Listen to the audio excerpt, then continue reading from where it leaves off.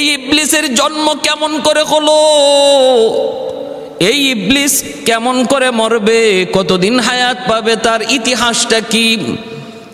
ভাইরা বন্ধুরা, বিভিন্ন কিতাবের মধ্যে উল্লেখ করেছেন জিন জাতির ইতিহাস নিয়ে। যখন আল্লামা কারি তয়েব সাহেব রাহিমাহুল্লাহ তিনি তার কিতাবের মধ্যে উল্লেখ করেছেন, ইবলিস নামটা কোরআনের 9টা সূরার মধ্যে 11 বার এসেছে। শয়তান শব্দটা কোরআনের 35টি সূরাতে 85 বার এসেছে। শয়তান, মাঝে মাঝে শয়তানের বহু বচনও কোরআনে এসেছে, শায়াতিন। তখন শয়তানের শিষ্য, শয়তানের চেলা চামুন্ডকেও তখন এর ভিতরে শামিল করা হয়েছে। ভাইরা বন্ধুরা, মনে রাখবেন, ইবলিসের বাপের নাম ছিল খবিস। ইবলিসের বাবার নাম ছিল খবিস। সে আকৃতিতে ছিল সিংহের ন্যায়, আকার আকৃতি ছিল খবিসের সিংহের ন্যায়, ব্যবহার আচার আচরণটাও ছিল হিংস্র জানোয়ারের মতো। কিন্তু খারাপ জিনদের সে মাথার মুকুট ছিল, খারাপ জিন্নাতের বাদশা ছিল, খারাপ জিন্নাতের বাদশা ছিল ইবলিসের বাপ খবিস।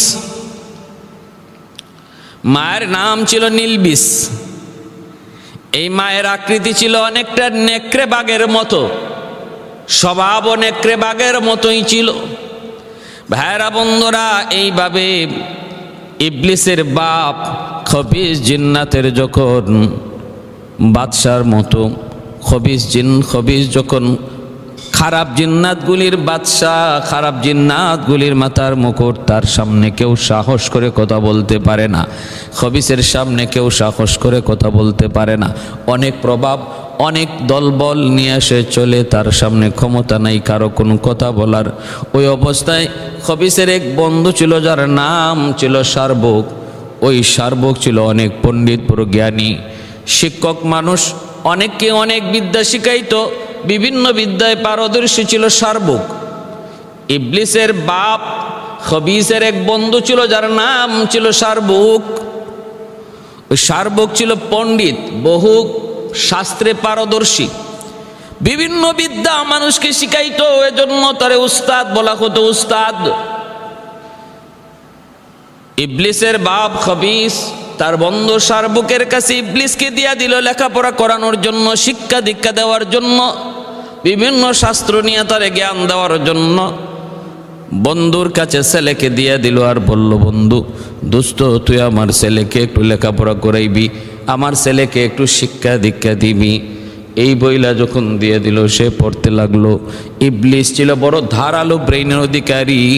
ইবলিসের জ্ঞান গরিমা ছিল অনেক বেশি, স্মৃতিশক্তি তার এমন, একবার যেই কথা জীবনে শুনছে কোনোদিন সে ভুলে নাই, এত স্মৃতিশক্তি ছিল ইবলিসের। এজন্য শারবুক তারে লেখাপড়া করাইতেছে, কিন্তু ভালোই লাগতেছে। এক পর্যায়ে শারবুক তার দোস্ত ইবলিসের বাপ খবিসকে বলে, দোস্ত তোর ছেলে ইবলিস তো মহাজ্ঞানী হবে, একদিন জিন্নাতদের বাদশা হবে, জিন্নাতদের অনেক উঁচু মাকাম মর্যাদা লাভ করবে, কারণ তার জ্ঞান গরিমা অনেক বেশি, স্মৃতিশক্তি অনেক বেশি। এজন্য তার ভবিষ্যৎ বড় ভালো। কিন্তু আমি তার মধ্যে একটা খারাপ গুণ পেয়েছি, যা তার জন্য খুবই খারাপ।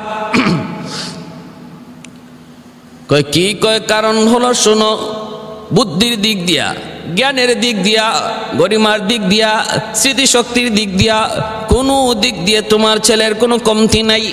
আমি 16,000 বৎসর যাবৎ শিক্ষকতা করি, এমন ছাত্র আমি জীবনে কোনোদিন পাই নাই রে দোস্ত।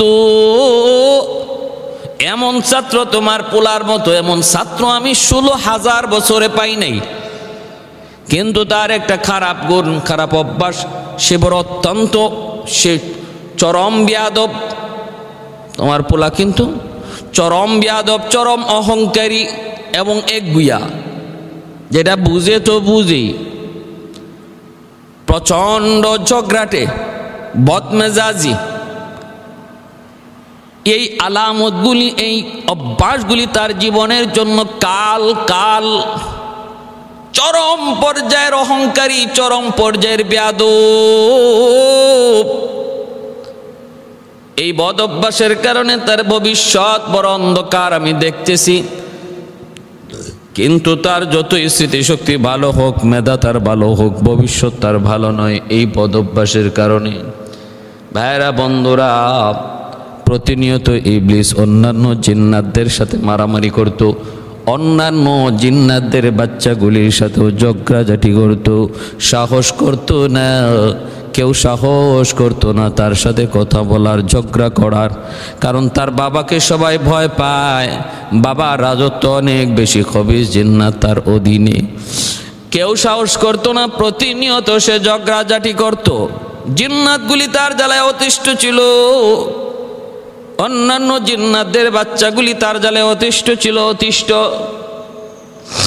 ভাইরা বন্ধুরা, এই বালক ইবলিস আকাশের ফেরেশতারা যখন আল্লাহ কর্তৃক ঘোষিত হলেন জমিনের জিন্নাতদেরকে হত্যা করো, জিন্নাতদেরকে খতম করো, কারণ জমিন নষ্ট করে দিয়েছে জিন্নাতরা।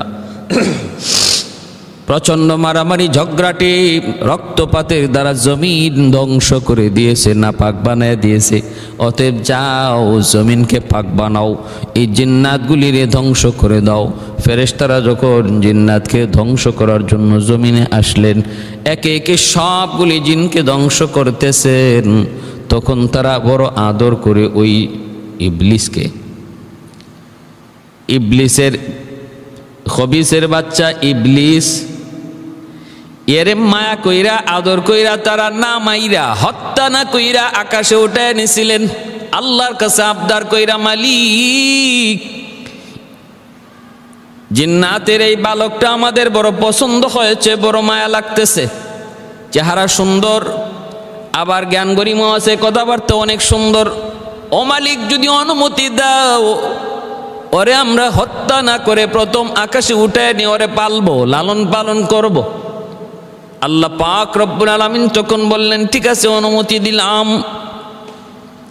ফেরেশতারা আদর করে, মায়া করে তারা হত্যা না করে প্রথম আকাশে উঠে নিলেন। সেখানে যাওয়ার পর ইবলিস ফেরেশতাদের দ্বারা আল্লাহ পাকের ইবাদত বন্দেগীর তরিকা সে শিখলো, আল্লাহ পাকের গোলামি করার তরিকা শিখলো। ফেরেশতাদের কাছ থেকে আল্লাহ পাক রব্বুল আলামিনের কদমে সেজদা করা শিখলো। এ ভাই, ফেরেশতারা একবার যা শিখাইতো আর জীবনে তারে বলাইতে হতো না, জীবনে বলে দেওয়া লাগতো না। যা একবার শুনতো আর জীবনে কোনো দিন সেটা বলতো না। ভাইয়েরা বন্ধুরা, ফেরেশতাদের কাছ থেকে আল্লাহ পাকের বন্দেগী, আল্লাহ পাকের গোলামি শিখলো। এমনভাবে শিখতেছে, এমনভাবে আল্লাহর গোলামি সে শিখতেছে, যার দ্বারা ভাইয়েরা বন্ধুরা অল্প দিনের ভিতরেই সে ফেরেশতাদের চেয়েও ইবাদতের লাইনে আগায় গেল। প্রথম আকাশের ফেরেশতারা অবাক, আমরা যারা ইবাদত শিখাইলাম, আমরা যারা বন্দেগী শিখাইলাম, সে তো দেখা যায় বন্দেগীর লাইনে আমাদেরকেও পিছনে ফেলায় দিছে। হায় হায়, এত সুন্দর তার ইবাদতের তরিকা, এত সুন্দর তার সেজদা, এত সুন্দর তার রুকু, এত সুন্দর তার তাসবিহ পাঠ। ফেরেশতারা পর্যন্ত বলা বলি করতে লাগলো, একজন আরেকজনকে বলে, আরে আমরা তো আল্লাহ পাকের পক্ষ থেকে আদিষ্ট শুধু ইবাদতের জন্য, ইবাদত ছাড়া ভিন্ন কিছু করার ক্ষমতা আমাদের নাই। আল্লাহ পাক রব্বুল আলামিন যা আদেশ করেন তাই শুধু আমাদের মানতে আমরা বাধ্য, অমান্য করার কোনো সুরতি নাই, অমান্য করার কোনো আগ্রহী অন্তরে নাই। মানুষ আল্লাহ এইভাবে বানায় নাই, মানুষের অন্তরের মধ্যে আল্লাহ পাক দোনোটা প্রভাব দিয়ে দিছেন। যেমন ভাবে আল্লাহর হুকুম মানবে, না মানার ইচ্ছাও আছে, মানার ইচ্ছাও আছে, না মানার ইচ্ছাও আছে, বন্দেগী করার ইচ্ছাও আছে, গুনাহ করার ইচ্ছাও আছে। এই দুটা আকৃতি, দুটা স্বভাব আল্লাহ মানুষের ভিতরে দিয়ে দিছেন, জিন্নাতের ভিতরে দিয়ে দিছেন। কিন্তু ফেরেশতাদের ভিতরে আল্লাহ এমন ভাবে দেয় নাই। ফেরেশতাদেরকে আল্লাহ পাক শুধু অন্তরের মধ্যেই আল্লাহর গোলামি করার ইচ্ছা আর আকাঙ্ক্ষাই শুধু দিয়ে দিছেন। আল্লাহ পাকের অবাধ্য হওয়ার কোনো সুযোগ তাদের জীবনে নাই। ফেরেশতা ফাআলহামাহা ফুজুরাহা ওয়া তাকওয়াহা, আল্লাহ পাক রব্বুল আলামিন বলেন ফাআলহামাহা ফুজুরাহা ওয়া তাকওয়াহা, মানুষ জাতির অন্তরের মধ্যে গুনাহ করার ইচ্ছাও আমি আল্লাহ জন্ম দিয়েছি, জিনের ভিতরে গুনাহ করার ইচ্ছাও দিছি, আবার নেক কাজ করার ইচ্ছাও দিছি। এর ভিতরে হলো তার পরীক্ষা, মনের কোন ইচ্ছাটাকে সে প্রাধান্য দেয় আর কোন ইচ্ছাটাকে মন থেকে ঝেড়ে ফেলায় দেয়। এটা হলো মানুষ জিনের জন্য আল্লাহর কাছ থেকে পরীক্ষা। ফেরেশতাদের উপরে আল্লাহর পক্ষ থেকে কোনো পরীক্ষা নাই, কারণ তাদের গুনাহ করার ইচ্ছা অন্তরে জন্মই নেয় না। আল্লাহ ফেরেশতা বানাইছেনই এইভাবে, গুনাহ করার ইচ্ছা তাদের অন্তরে জাগেই না। এজন্য ফেরেশতারা কয়, প্রথম আকাশের ফেরেশতারা একজন আরেকজনকে বলে, দেখ না এই বালকটা ইবাদত করতে করতে বড় হইতেছে, আল্লাহর বন্দেগী করতে করতে সামনের দিকে আগাইতেছে, কেমন করে সম্ভব? তার ভিতরে তো গুনাহ করার ইচ্ছা আছে, আল্লাহর অবাধ্য হওয়ার গুণটা, অবাধ্য হওয়ার আখলাকটাও তার ভিতরে আছে, তারপরও সে বিন্দু পরিমাণ আল্লাহর অবাধ্য হয় না। পুরা সময়টা আল্লাহ পাকের গোলামি, আল্লাহ পাকের বন্দেগী ইখলাসের ভিতরে সে কাটায় দিতেছে। হায়, সে তো আমাদের চেয়ে অনেক বড়, সে তো আমাদের চেয়ে অনেক আগায় গেল, অনেক আগায় গেল। ফেরেশতারা তখন বলা বলি করে করে তার প্রশংসায় পঞ্চমুখ, চতুর্দিকে তার প্রশংসার প্রশংসা। এক পর্যায়ে ফেরেশতারা তখন তার নাম দিয়া দিল, উপাধি দিয়া দিল খাস। খাস মানে আলাদা, একজন আলাদা কিছু। প্রথম আকাশে ফেরেশতারা 1000 বছর ইবলিসের ইবাদতের ফলে 1000 বছর প্রথম আকাশে নিরবিচ্ছিন্ন আল্লাহ পাকের বন্দেগী করলো, একনিষ্ঠতার সাথে আল্লাহ পাকের বন্দেগী করলো। ফেরেশতাদের কাছ থেকে উপাধি পেয়ে গেল খাস। দ্বিতীয় আকাশের ফেরেশতারা মায়া করে তারা উঠায় নিয়ে গেলেন, সেখানেও ইবাদতের মাত্রা আরো বাড়াইয়া দিল ইবলিস। প্রথম আকাশে যা করেছে এর চেয়ে ইবাদতের মাত্রা আরো বাড়াইয়া দিছে। প্রথম আকাশের চেয়ে দ্বিতীয় আকাশে ইবাদতের মাত্রা বাড়ানো। দ্বিতীয় আকাশের ফেরেশতারাও তার পঞ্চমুখ প্রশংসায় পঞ্চমুখ বলা বলি শুরু করলেন। এত জানতেন কোন আল্লাহর গোলাম নয়, জানতেন কোন আল্লাহর বান্দা নয়। ইবাদতের তরিকা দেখো কত সুন্দর, এত সুন্দর করে আমরাও তো আল্লাহর বন্দেগী করি না, করতে পারি না। তার ভিতরে তো বন্দেগী না করার ইচ্ছাও আছে, কিন্তু সে তো ওই লাইনে নাই। সে তোর নফসে আম্মারাকে দমন করেছে, খায়সাতের নফসের বিষয়টাকে সে দমন করে আল্লাহর বন্দেগীর লাইনে আগাইতেছে। কিন্তু আমাদের মধ্যে তো এমন কোনো পরীক্ষা নাই, তারপরেও তো আমরা তার মতো এত সুন্দর বন্দেগী করতে পারি না। ফেরেশতারা দ্বিতীয় আকাশের ফেরেশতারাও তার প্রশংসায় পঞ্চমুখ হইয়া দীর্ঘ 1000 বছর দ্বিতীয় আকাশে ইবাদত করার পর ইবলিস উপাধি পাইল ফেরেশতাদের কাছ থেকে আবেদ। আবেদ উপাধি পাইল। তৃতীয় আকাশের ফেরেশতারা তারে আদর করে তৃতীয় আকাশে নিয়ে গেল, সেখানে সে ইবাদতের মাত্রা আরো বাড়ায় দিল। দ্বিতীয় আকাশের চেয়ে তৃতীয় আকাশে ইবাদতের মাত্রা আরো বাড়ায় দিল। ফেরেশতারা তার প্রশংসায় পঞ্চমুখ। 1000 বছর তৃতীয় আকাশও ইবাদত করলো, ফেরেশতাদের কাছ থেকে উপাধি পেল ওলি ওলি ওলি। এরপরে চতুর্থ আকাশ, এরপরে পঞ্চম আকাশ, এরপরে ষষ্ঠ আকাশ, এরপরে সপ্তম আকাশ পর্যন্ত সে এইভাবে ফেরেশতাদের মায়া আর মহব্বত পায়া পায়া উপরের দিকে উঠতে লাগলো। সপ্ত আকাশে যায়ও সে ইবাদতের মাত্রা বাড়ায় দিল। এত ইবাদতের পরিধি, ইবাদতের মাত্রা আর ইখলাস তার অন্তরের ভিতরে ছিল। ফেরেশতারা তার ইবাদত বন্দেগী আর জ্ঞান গরিমার সুন্দর কথাবার্তা শুই না, তার দিকে তারা মুগ্ধ হয়ে গেল। ফেরেশতারা আল্লাহর কাছে আবদার করে বসলো, মালিক তোমার এই গোলাম, তোমার এই বান্দা তোমার এত সুন্দর বন্দেগী করে, তোমার পরিচয় আমাদের সামনে যখন তুলে ধরে তার জবানে এত মিষ্টি, এত ভালো, তোমার পরিচয় এত সুন্দর সে দিতে পারে, ও মালিক তুমি তারে তোমার আরশের কাছে নিয়ে যাও, আর আমাদেরকে তার শিষ্য বানায় দাও, আমরা তার কাছ থেকে তোমার পরিচয় শুনব, আমরা মাঝে মাঝে তার কাছ থেকে বয়ান শুনব, ও মালিক দ্বীনের কথাবার্তা শুনব। আল্লাহ এমন একটা ব্যবস্থা করে দাও, আমাদের মন বলে তার কাছ থেকে আমাদের অনেক কিছু শিক্ষা করার আছে। আল্লাহ পাক রব্বুল আলামিন তাই করলেন, ঠিক আছে তোমরা তার কাছ থেকে যা শিখবা তোমরা শিখে নিতে পারো, তার মধ্যে অনেক কিছুই নেওয়ার আছে, শিক্ষা করার আছে। এইভাবেই ফেরেশতাদের শিক্ষক হয়ে গেল, ওস্তাদ হয়ে গেল ইবলিস, যার নাম ছিল মুআল্লিমুল মালাইকা, উপাধি পড়ে গেল ইবলিসের উপাধি পড়ে গেল মুআল্লিমুল মালাইকা, ফেরেশতাদের শিক্ষক, ফেরেশতাদের উস্তাদ। এইবার সে ভাইরা বন্ধুরা ৬,০০০ কোটি বছর কেটে গেল আল্লাহর গোলামিতে, ফেরেশতাদেরকে নিয়ে সে এইভাবে আল্লাহর বন্দেগী করে, ফেরেশতাদের মাঝে মজলিস বসায় এবং সে নিজে বয়ান করে। তার জন্য আল্লাহ পাকের পক্ষ থেকে নির্ধারিত সিংহাসন দেওয়া হয়েছে। ফেরেশতারা নির্দিষ্ট সময়ে নির্দিষ্ট তারিখে তার বয়ান শুনেন। এইভাবেই চলতেছে দীর্ঘদিন।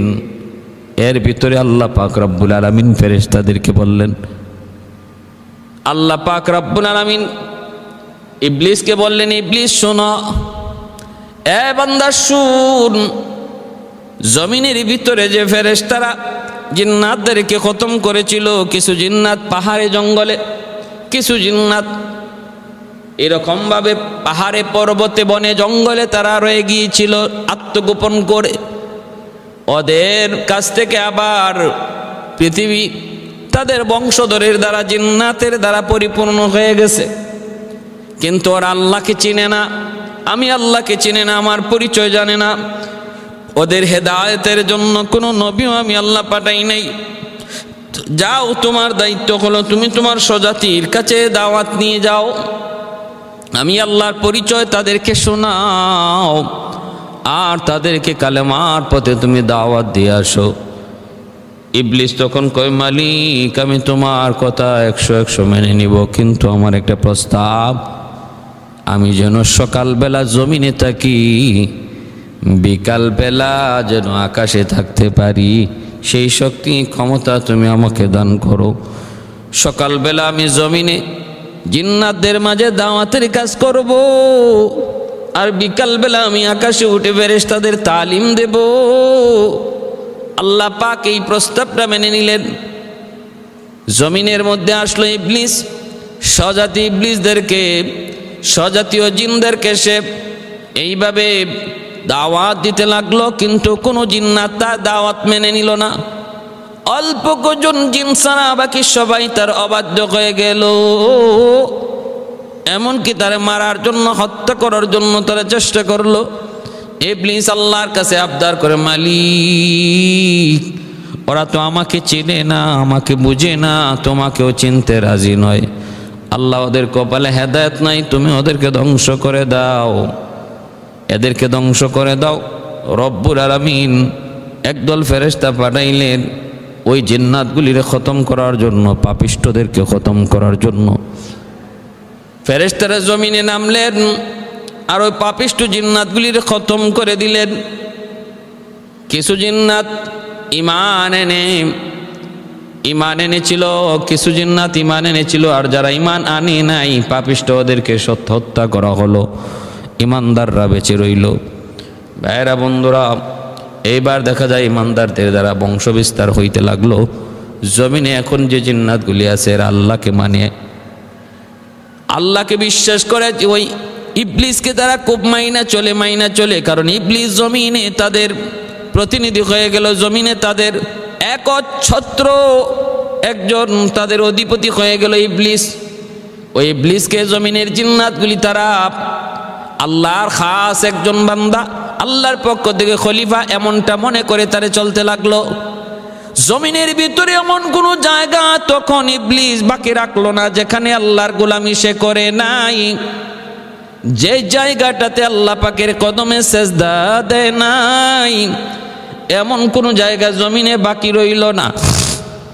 আবার আকাশের মধ্যেও প্রথম আকাশ, দ্বিতীয় আকাশ, তৃতীয় আকাশ, চতুর্থ, পঞ্চম, ষষ্ঠ, সপ্তম এমন কোন আকাশ ও জমিনের মধ্যে, আকাশের মধ্যে এমন কোন জায়গা বাকি রইল না যেই জায়গাটাতে ইবলিস আল্লাহর কদমে সেজদা দেয় নাই।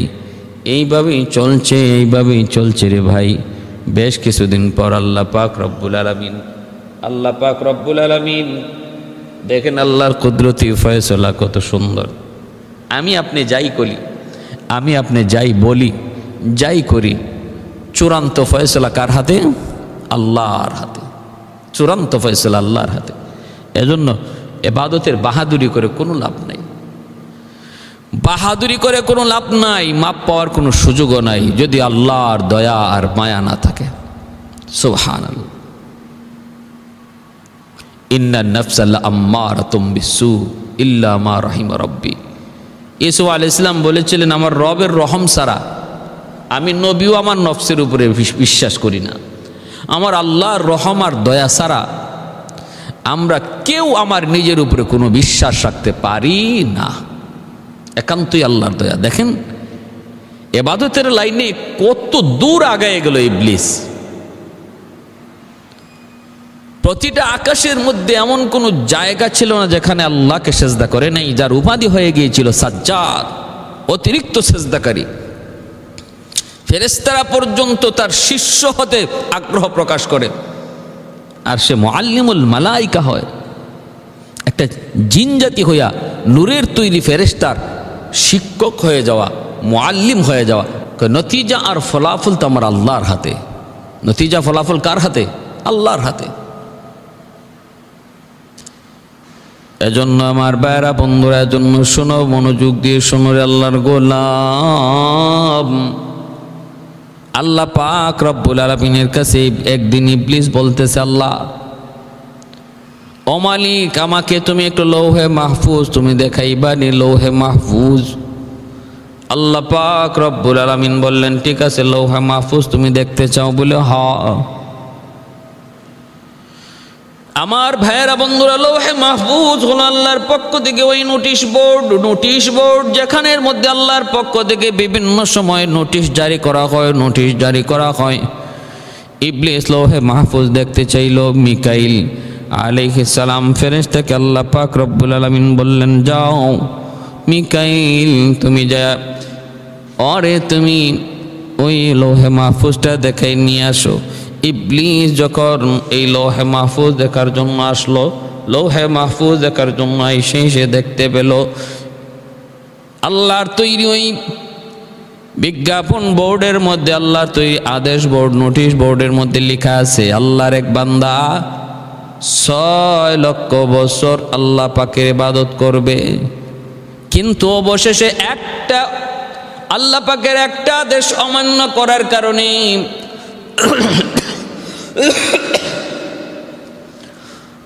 আল্লাহ পাকের একটা আদেশ অমান্য করার কারণে সে আল্লাহর অবাধ্য হইয়া লানতের তখ্ত গলায় ঝুলায় আসে বিতাড়িত হবে, জান্নাত থেকে নেমে পড়বে। 6 লক্ষ বছর ইবাদত করার পরে সে আল্লাহর একটা হুকুম অমান্য করবে, তখনই সে অভিশপ্ত হইয়া নিচে নামবে, অভিশপ্ত হইয়া বিতাড়িত হবে। এই আদেশটা দেখা মাত্র ইবলিস কান্না করতে শুরু করলো এবং সে চিন্তায় পড়ে গেল, সাজদায় পড়ে আল্লাহর কাছে কানলো। ভাইরা বন্ধুরা, সে জানতে চাইল মালিক কে সে। আল্লাহ বলেন, অচিরেই তুমি জানতে পারবা। ভাইরা বন্ধুরা, এরপর আল্লাহ পাক রব্বুল আলামিন বলে, ইবলিস একটু বল তো দেখি, আমার কোনো বান্দা আমার নিয়ামত, আমার অনুগ্রহ পাওয়ার পর সে যখন আমার হুকুম অবাধ্য করে, বিচার কেমন হওয়া উচিত? যার উপরে আমি আল্লাহর এত অসংখ্য অগণিত নিয়ামত, অসংখ্য অগণিত অনুগ্রহ, সে যখন আমার কোনো হুকুম অমান্য করবে তখন তার কি শাস্তি হওয়া উচিত? ইবলিস কয়, কঠিন শাস্তি হওয়া উচিত। কয়, আর কি? কয়, আল্লাহ তার উপর তোমার লানত, তোমার অভিশাপ হওয়া উচিত। আল্লাহ বলেন তাহলে কাগজের মধ্যে কথাটা লিখে তোমার কাছে রেখে দাও, এক সময় তোমার কাজে লাগবে। ভাইরা বন্ধুরা, আল্লাহ পাক তো আলিমুল গায়ব, তিনি তো সব কিছু দেখেন। আমি আপনি বর্তমান দেখি, ভবিষ্যৎ দেখি না, কিন্তু আল্লাহ পাক রব্বুল আলামিন তিনি বর্তমানও যেমন দেখেন, তিনি ভবিষ্যৎও তেমন দেখেন। আল্লাহর কাছে বর্তমান ভবিষ্যৎ অতীত বলতে কিছু নাই। এজন্য ভাইরা বন্ধুরা একটু খেয়াল করে শোনো। ভাইরা, আল্লাহ পাক রব্বুল আলামিন তিনি তো জানেন তার হালত, ভবিষ্যৎ তার কেমন হবে, কোন অবস্থায় যাবে। এ ভাই, এজন্য বলতেছি একটু মনোযোগ দিয়ে শোনো। আল্লাহ পাক রব্বুল আলামিন তখন বলে ঠিক আছে, ঠিক আছে, কিছুদিন পরেই তুমি জানতে পারবা সে কে। ফেরেশতারাও কিছুদিন পর তারা ওই বিলবোর্ডের মধ্যে, নোটিশ বোর্ডে লেখা দেখতে পেলেন, অচিরেই, এমন এক অচিরেই তোমরা দেখতে পাবা, অচিরেই তোমরা দেখতে পাবা। একদিন কিছুদিনের পরে অন্তরে ভাইরা বন্ধুরা ফেরেশতারাও দেখতে পেলেন, অচিরে আমার একটা বান্দা সে আমার রোশানলে পড়বে, আমি আল্লাহর গজবের মধ্যে পড়বে। অথচ সে দীর্ঘদিন যাবৎ সে আমার বন্দেগী করতেছে, চূড়ান্ত পর্যায়ের বন্দেগী করে, কিন্তু অল্প দিনের ভিতরে সে আমি আল্লাহর গজবে নিপতিত হবে। ফেরেশতারা যখন এই কথাটা তারাও দেখলেন, ইবলিসের কাছে দৌড়ে আসলেন। আয়েশা তারা বলতেছেন, আমরা তো চিন্তায় পড়ে গেছি, এখন কি করব? কে সে? আল্লাহর বান্দা।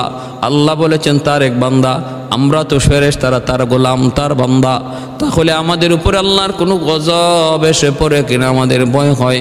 ইবলিস তখন মুচকি হেসে বলতেছে, আরে রাখো, এত টেনশন করো না, এত টেনশন করো না, তোমরা দেখছো আজকে, কিন্তু আমি তো এই লেখা দেখছি বহু আগে আমি এই লেখা দেখছি। আরে আমাদের ব্যাপারে কোনো টেনশন নাই, তোমাদের ব্যাপারে কোনো টেনশন নাই, এটা আমাদের ব্যাপারে নয়, এটা দুনিয়ার জিন্নাতদের ব্যাপারে, আমাদের ব্যাপারে নয়। এই কথা বলার পরও ফেরেশতারা শান্ত হতে পারেন না। ফেরেশতারা বলতেছে, না, আপনি আল্লাহর কাছে একটু দোয়া করেন, আল্লাহ যেন আমাদেরকে এই গজব থেকে রেহাই দেয়, মুক্তি দেয়, আল্লাহ যেন আমাদেরকে বাঁচায় রাখে। ইবলিস কয়, তাহলে ঠিক আছে, হাত উঠাও। ইবলিস ও হাত উঠাইল, এইবার ফেরেশতারও হাত উঠাইল। ইবলিস হাত উঠায় বলতেছে, মালিক তুমি তোমার এই গজব থেকে ফেরেশতাদেরকে রেহাই দিও। কিন্তু অবাক করার বিষয় হলো, নিজের কথা বলতে ইবলিস ভুলে গেল রে ভাই। আল্লাহর গজব থেকে বাঁচতে ফেরেশতাদের জন্য দোয়া করে, নিজের কথা বলতে ভুলে যায়। এটাই আসমানের ফয়সালা, এটাই আল্লাহ পাকের কুদরতি ফয়সালা। ভাইরা বন্ধুরা, আল্লাহ পাক রব্বুল আলামিনের নোটিশ বোর্ডে যখন লেখা হলো, অচিরেই তোমরা এই বান্দার প্রকাশ পেয়ে যাবা। এর কিছুদিন পরে ইবলিসের অন্তরের ভিতরে আস্তে আস্তে অহংকার জন্ম নিতে লাগলো। সে মনে মনে ভাবতেছে, আমি তো আসমানে আল্লাহর খলিফা, জমিনও আল্লাহর খলিফা, সমস্ত ফেরেশতারা আমার কথা মানে, তারা আমার সব শিষ্য, আমি তাদের উস্তাদ, তারা তো সবাই আমার কথা মানে, আমাকে ভক্তি করে। জমিনে সেই জিন্নাত তারাও তো আমাকে একমাত্র আল্লাহর খলিফা হিসাবে মানে, আমার হুকুম মাইনা চলে। অতএব আমি আর কেন পরাধীন থাকব? এখন থেকে আমি স্বাধীনতা ঘোষণা করব। আমিও তো আল্লাহর থেকে কোনো অংশে এখন কম না, কারণ আমার কথা শোনে না কে?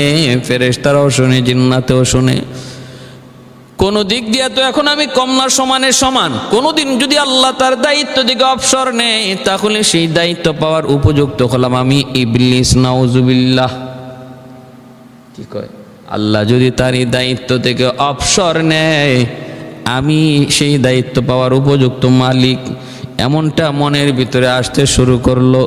ভাইরা বন্ধুরা, সেইভাবে যখন মনের ভিতরে আস্তে আস্তে অহংকার জন্ম নিতে লাগলো, বলুন তো দেখি, মনের খবর জানেন শুধুমাত্র কেবলমাত্র কে? মনের খবর জানেন শুধুমাত্র আল্লাহ। মনের খবর কোন দয়াল বাবা জানে না, কিবলা বাবা জানে না, খাজা বাবা জানে না, কোনো নবী জানেন না, কোনো ওলি জানেন না। মনের খবর ইবলিসও জানে না, মনের খবর ফেরেশতারাও জানে না। মনের খবর জানেন শুধুমাত্র কেবলমাত্র একমাত্র আল্লাহ। আল্লাহু আলিমুম বিযাতিস সুদূর।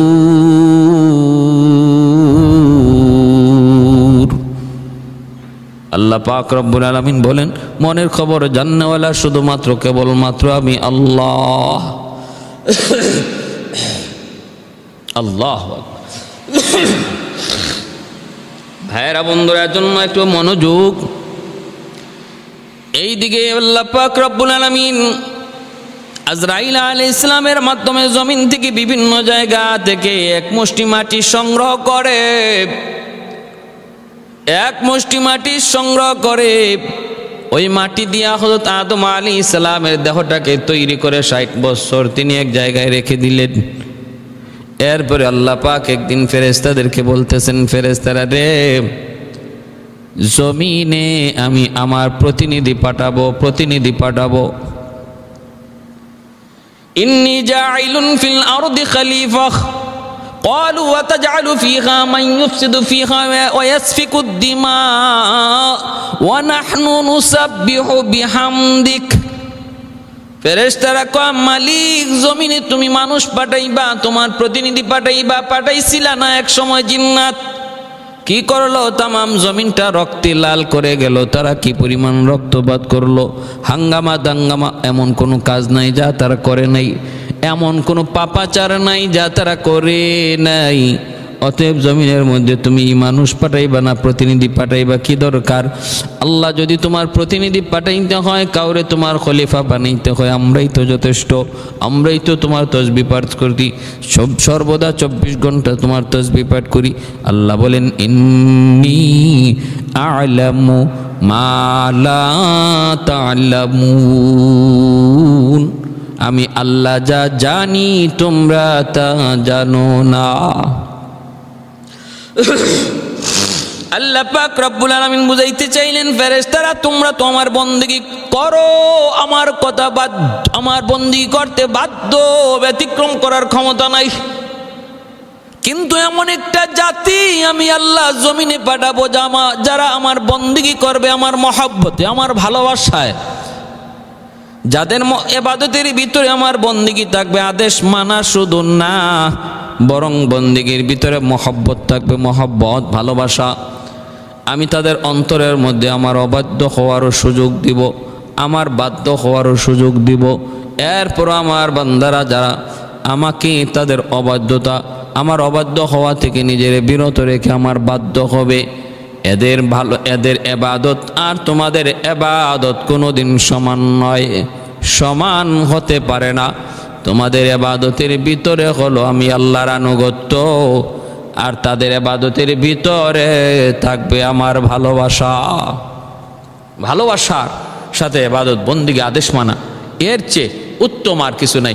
শয়তান আবেদ ছিল, আরেফ ছিল, এরকমভাবে জাহেদ ছিল, সব উপাধি পাইছিল, ওলি উপাধি পাইছিল, খাস উপাধি পাইছিল, কিন্তু একটা গুণ অর্জন হয় নাই, সেটা সে আশিক ছিল না। সে আবেদ ছিল, আল্লাহর আশিক ছিল না। সে আরেফ ছিল কিন্তু আশিক ছিল না। সে জাহেদ ছিল কিন্তু আশিক ছিল না। মনে রাখতে হবে, ইশকের সাথে একজন মানুষ যখন আল্লাহর বন্দেগী করবে, আল্লাহকে পাওয়ার চেষ্টা করবে, তখন সে যুক্তি তালাশ করবে না। কারণ মহব্বতের মানুষ কি চায় সেটা তার চাওয়া অনুযায়ী করার পিছনে কোনো যুক্তি তালাশ করে না কোনো আশিক। মাশুকের মন জয় করাই থাকে তার উদ্দেশ্য। এজন্য আল্লাহ চাইলেন, দুনিয়াতে আমি আল্লাহ এমন এক দলকে আমার খলিফা বানাবো যারা আমার মহব্বতে আমার ইবাদত করবে, বন্দেগী করবে, যারা আমার ভালোবাসায় আমি হব মাশুক, তারা হবে আমার আশিক। অতএব আমার আদেশ মানার মধ্যে কোনো যুক্তিতর্ক কোনো ধরনের তাদের সামনে আসবে না, যে আমি আল্লাহ যা বলি আমাকে পাওয়ার জন্য সে তাই করবে। যখন আল্লাহ পাক রব্বুল আলামিন আদেশ দিয়ে দিলেন জমিনের মধ্যে আমি আমার প্রতিনিধি পাঠাবো, ফেরেশতাদেরকে বললেন, ইন্নী আ'লামু মা লা তা'লামুন, তোমরা তা জানো না, আমি আল্লাহ যা জানি। ইবলিসের ভিতরে তখনই সন্দেহ জাগতে লাগলো। ইবলিস মনে মনে কয়, ঘটনা কি? আমি তো ভাবছিলাম আসমানেও আমি আল্লাহর খলিফা, জমিনেও আমি আল্লাহর খলিফা। আল্লাহ যদি কখনো অবসর নেই তাহলে আমাকে ছাড়া আর কারে দায়িত্ব দিবে? আমি হব আল্লাহর পরে। এমনটাই মনে মনে ভাবতেছিলাম, আমি আল্লাহর দায়িত্ব পালন করব। কিন্তু এখন দিয়ে আল্লাহ পাক কয় কি কয়, জমিনের মধ্যে আল্লাহ তার খলিফা পাঠাইব, প্রতিনিধি পাঠাইব। ইবলিসের মনের মধ্যে জাগলো সন্দেহ জাগলো। এরপরে সে ইবলিস ফেরেশতাদের কাছ থেকে একটা খবর নিতে চাইল। এই খবরটা জানতে চাইল, ফেরেশতারা যদি আল্লাহর সাথে সে যদি বিরোধী হয়ে যায়, কোনো দ্বন্দ্ব বেজে যায়, ফেরেশতারা কার পক্ষ নিবে? তার পক্ষ না আল্লাহর পক্ষ নিবে। ফেরেশতাদের কাছ থেকে এই বিষয়টা জানতে চায়।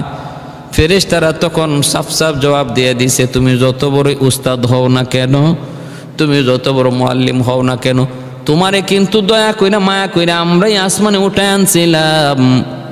আল্লাহর দয়াতেই তুমি এত দূর পর্যন্ত উপরে উঠছো, নিজের কোনো বাহাদুরি নয়। অতএব যদি আমার আল্লাহর সিদ্ধান্তের বিরোধী তুমি কোনো কিছু হও, তাহলে আমরা সবাই আল্লাহর কথাই মানব, তোমাকে মানব না। সাথে সাথে ইবলিস টের পেয়ে গেল, বহুত চালাক তো। কয়, হাই রে, কই কি? আমি তো ভাবছিলাম এরা আমার পক্ষে থাকবো, কিন্তু এরা দিয়ে দেখা যায় সবাই এক বাক্যে কয় আল্লাহর পক্ষে থাকবে। কথা ঘুরায় ফেলছে, বড় চালাক তো। আমি তোমাদের অন্তরে আল্লাহর ভালোবাসা কি পরিমাণ আছে এটা বুঝার লাগে একটা পরীক্ষা করলাম। আমার বুঝ হয়ে গেছে আল্লাহর ভালোবাসা তোমাদের অন্তরে কি পরিমাণ আছে, তোমাদেরকে নিয়ে সামনে আগানো যায়। হ্যাঁ, সামনে আগানো যায়, আমি এটাই চাইছিলাম। কত বড় চালাক, কত বড় চতুর। এই জন্য আল্লাহ পাক রব্বুল আলামিন শয়তানের ষড়যন্ত্র থেকে আমাদেরকে বাইচে থাকতে বলছেন। ভাইরা বন্ধুরা, জন্য বলতেছি মনোযোগ দিয়ে শোনো আল্লাহর গোলাম। আল্লাহ পাক রব্বুল আলামিন ওই আদম আলাইহিস সালামের দেহটার মধ্যে তিনি রূহ ঢুকায়া দিলেন। আদম আলাইহিস সালাম তিনি তো এইবার একটু নড়াচড়া দিয়ে উঠলেন, নড়াচড়া দিয়ে উঠছেন। এরপরে আল্লাহ পাক রব্বুল আলামিন দেখেন আদম আলাইহিস সালামের রূহটা পাওয়া, দেহের মধ্যে রূহ ঢুকা মাত্রই তিনি এইবার জান ফিরে পেলেন, কথা বলতেছেন, দেখতেছেন। সাথে সাথে একটা হাঁচি দিলেন, সবার আগে হাঁচি দিলেন। হাঁচিটা দেওয়া মাত্রই তিনি বলতেছেন আলহামদুলিল্লাহ। সর্বপ্রথম আদম আলাইহিস সালামের জবান থেকে আলহামদুলিল্লাহ, আমার আল্লাহর প্রশংসা শব্দ বের হয়। আর আল্লাহ পাকও বলেন ইয়ারহামুকাল্লাহ, তোমার উপর আল্লাহ পাকের রহম বর্ষিত হোক। এ ভাই, হাঁচিতে আলহামদুলিল্লাহ বলা আর যে শুনলো ইয়ারহামুকাল্লাহ বলা, এটা দুনিয়ার কোনো রসুম রেওয়াজ নয়, এটা জান্নাত থেকে এসেছে এই রসুম, এই রেওয়াজ। এজন্য ভাইরা বন্ধুরা, আদম আলাইহিস সালাম তিনি যখন রব্বুল আলামিন জানটা দিলেন দেহের মধ্যে, ফেরেশতাদেরকে বললেন, ফেরেশতারা তোমরা আদমকে সেজদা করো, আদমকে সেজদা করো। ফেরেশতারা সবাই আদমকে সেজদা করলেন, আল্লাহর আদেশ মেনে নিলেন। ফাসাজাদাল মালাইকাতু কুল্লুহুম আজমাইন ইল্লা ইবলিস। সমস্ত ফেরেশতারা তারা আদম আলাইহিস সালামকে সেজদা দিলেন, কিন্তু সেজদা দিল না কে? শুধু ইবলিস। আবা ওয়াস্তাকবারা ওয়া কানা মিনাল কাফিরিন, অবাধ্য হলো, আল্লাহ পাকের হুকুম মানল না। আল্লাহ পাক রব্বুল আলামিন জানতে চাইলেন মা মানাকা আন তাসজুদা লিমা খালাকতু বিয়াদাইয়া, এরে ইবলিস তোরে কোন জিনিসে বাধা দিল? কোন জিনিসে তোরে বাধা দিল? আমার তৈরি আদম, আমার নিজের হাতের তৈরি আদমকে তুই সেজদা করলি না। কত দেখি, কারণ সব কিছু আল্লাহ বানাইছেন কুন ফায়াকুন বইলা। জমিন আল্লাহ বানাইছেন কুন ফায়াকুন বইলা, আসমান আল্লাহ বানাইছেন কুন ফায়াকুন বইলা, লৌহ কলম আল্লাহ বানাইছেন কুন ফায়াকুন বইলা, সাগর মহাসাগর পাহাড় পর্বত আল্লাহ বানাইছেন কুন ফায়াকুন বইলা। কিন্তু আদম আল্লাহ বানাইছেন নিজের হাতে, খালাকতু বিয়াদাইয়া, খালাকতু বিয়াদাইয়া, আমি আল্লাহ নিজের হাতে আদম বানাইছি। এরে ইবলিস একটু বল মা মানাকা আন তাসজুদা, কোন জিনিসে তোরে বাধা দিল আমি আল্লাহর হুকুম অমান্য করতে? আদমকে সেজদা করা থেকে তোরে কোন জিনিস বাধা দিল? সে বলতেছে আমি হলাম আদমের চেয়ে শ্রেষ্ঠ, আনা খায়রুম মিনহু, আমি তার চেয়ে শ্রেষ্ঠ বলে কেমনে খালাকতানি মিন নারিন ওয়া খালাকতাহু মিন তিন, আমাকে তুমি বানাইছো মালিক আগুন দ্বারা, আর আদম রে বানাইছো তুমি মাটি দ্বারা। আগুনের স্বভাব হলো উপরে থাকা, মাটির স্বভাব হলো নিচে নামা। নিচের জিনিস উপরের জিনিসকে কেমন করে সেজদা দিবে, কেমন করে সেজদা দিবে, এইভাবে বলতেছে আল্লাহ পাক রব্বুল আলামিন। তখন বলেন ইবলিস তুই আমার সামনে বলে যুক্তি দিলে আরে তোর মধ্যে সব গুণ আইছে কিন্তু এশকের গুণ আসে নাই।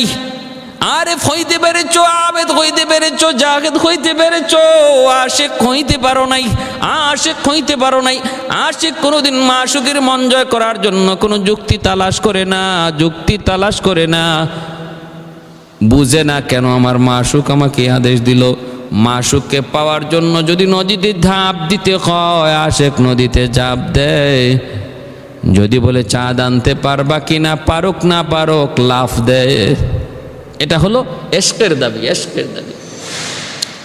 আল্লাহ পাক রব্বুল আলামিন বলেন ফাখরুজ, তুই বের হয়ে যা, ইন্নাকা রাজিম, তুই মালাউন, মালাউন, তুই মালাউন।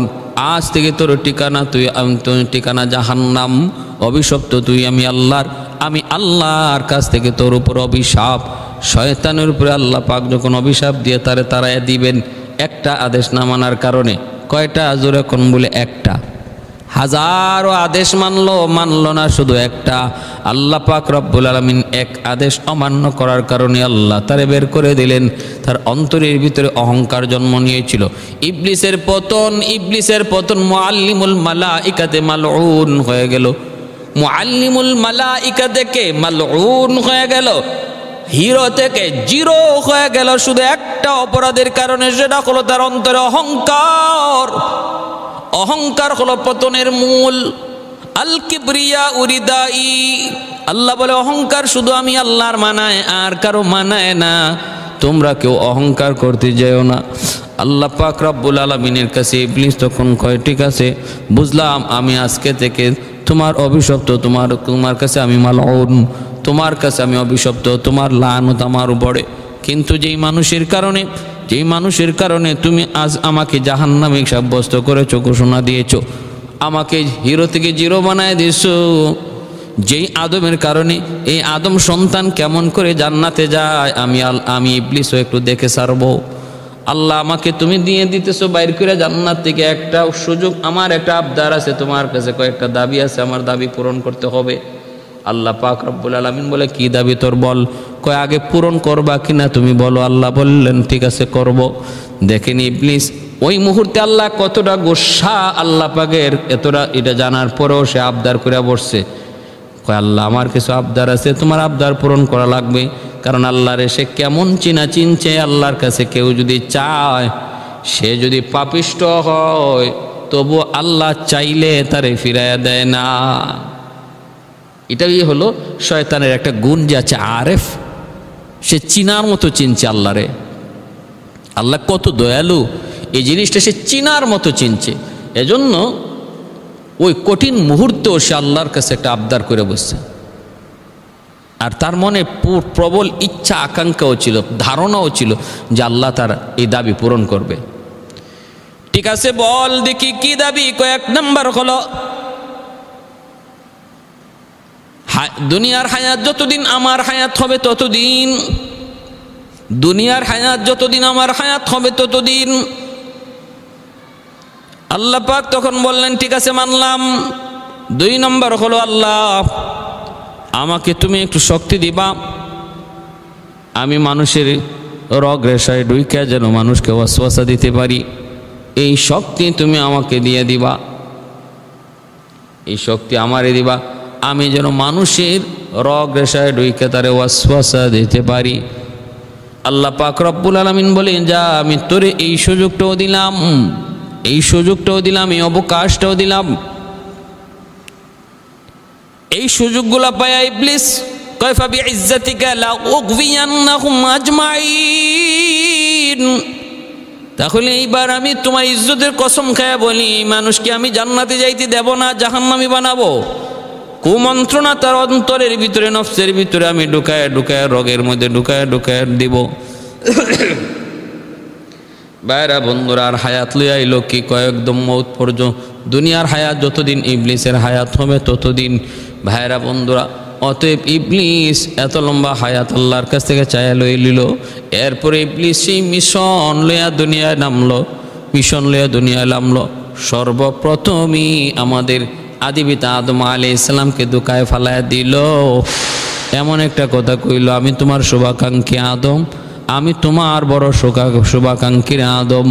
আল্লাহ পাক চিরস্থায়ীভাবে তোমার জান্নাতে রেখে দিবে যদি ওই গন্ধম ফলটা তুমি খাও। যদি ওই নিষিদ্ধ ফল খাও তাহলে চিরকালের জন্য তুমি জান্নাতে থাকতে পারবা। ইনি বুঝতে পারেন নাই, ধোঁকায় পড়ে গেলেন। আদম আলাইহিস সালাম তিনি এই গন্ধম ফল খেয়ে ফেললেন। এরপরে তিনি নেমে আসলেন। আল্লাহ পাক রব্বুল আলামিন নারাজ হইয়া জমিনে পাঠাইয়া দিলেন। একজনকে শ্রীলঙ্কায়, আর একজনকে আমার ভাইরা বন্ধুরা এরকমভাবে জিদ্দায়, শ্রীলঙ্কার শরণদ্বীপ আদম আলাইহিস সালামের কবর এখানে আছে। আল্লাহ পাক রব্বুল আলামিন 60 হাত লম্বা, 60 হাত চওড়া আদম আলাইহিস সালামের বডিটা ছিল। আল্লাহ পাক রব্বুল আলামিন এত লম্বা এবং এত বড় দেহ নিজের হাতে তৈরি করেছেন। আর ইবলিস ওয়াদা করে নামছে মানুষকে জাহান্নামী বানানোর জন্য। কিন্তু আল্লাহ বলেছেন, মনে রাখিস সবাইকে তুই জাহান্নামী বানাইতে পারবে, কিন্তু আমার যারা প্রিয় বান্দা, ইল্লা ইবাদাকা মিনহুমুল মুখলাসিন। তুই ইবলিস নিজেও স্বীকার করে যে তোমার যারা মুখলেস, যারা তোমাকে সর্বদা ইয়াদ করে চলবে, তোমার কথা খেয়াল রাখে, সে ব্যবসা বাণিজ্য করবে, চাকুরি বাকুরি করতে গেলেও তোমার কথা ইয়াদ করে চলবে, সর্ব জায়গায় তুমি আল্লাহ দেখতেছো, এই খেয়াল যাদের অন্তরে থাকবে, হ্যাঁ আমি তাদের সাথে পারবো না। ইবলিস বলে আমি তাদের সাথে পারবো না, আমি তাদের সাথে পারবো না। বলে আমি ডানে বামে সামনে পিছনে সর্বদিক দিয়ে তার সামনে ষড়যন্ত্রে জাল বিছাবো। কিন্তু আল্লাহ পাক নিচের কথা ইবলিসকে বলতে ভুলাইয়া দিয়েছেন।